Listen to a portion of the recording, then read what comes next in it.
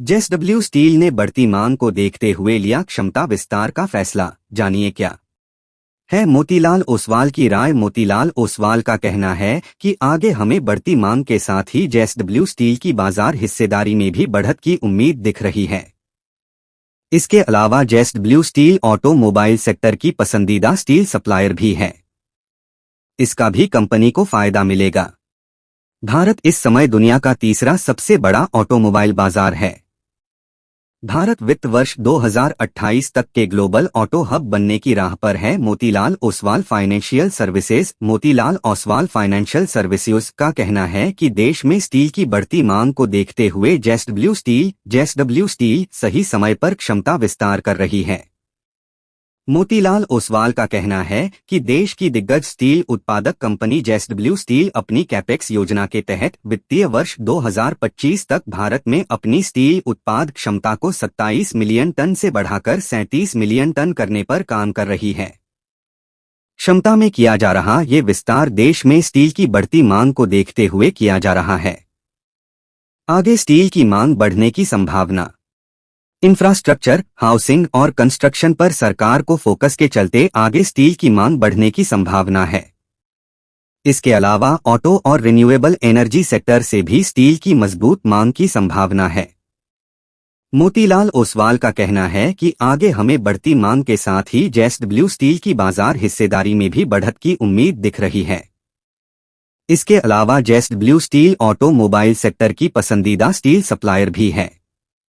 इसका भी कंपनी को फायदा मिलेगा। ऑटो कंपनियों की बढ़ती मांग से मिलेगा फायदा। मोतीलाल ओसवाल का कहना है कि भारत इस समय दुनिया का तीसरा सबसे बड़ा ऑटोमोबाइल बाजार है। भारत वित्त वर्ष 2028 तक के ग्लोबल ऑटो हब बनने की राह पर है। पूरे ऑटो वैल्यू चेन में मजबूत उपस्थिति के साथ ही जेएसडब्ल्यू स्टील ऑटो कंपनियों के पसंदीदा और लीडिंग आपूर्तिकर्ताओं में से एक बन गया है। इसके अलावा मोतीलाल ओसवाल को उम्मीद है कि घरेलू मांग में तेजी आएगी और एक्सपोर्ट ड्यूटी हटाए जाने के बाद निर्यात बढ़ेगा, जिससे वॉल्यूम में बढ़त होगी।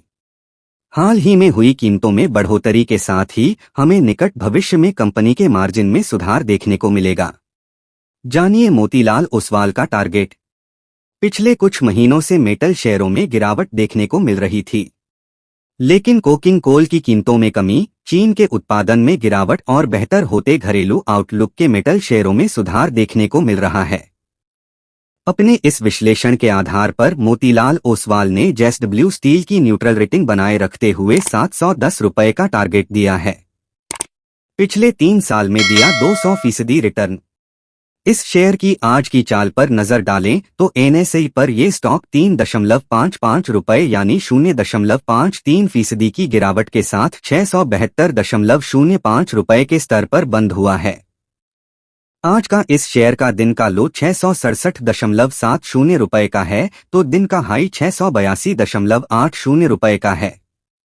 स्टॉक का 52 वीक हाई 790.00 रुपये का तो 52 वीक लो 520.05 रुपये है।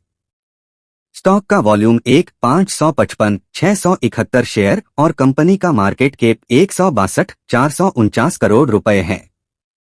इस साल अब तक इस स्टॉक ने नेगेटिव रिटर्न दिया है, लेकिन पिछले 3 साल में इसने 200% रिटर्न दिया है।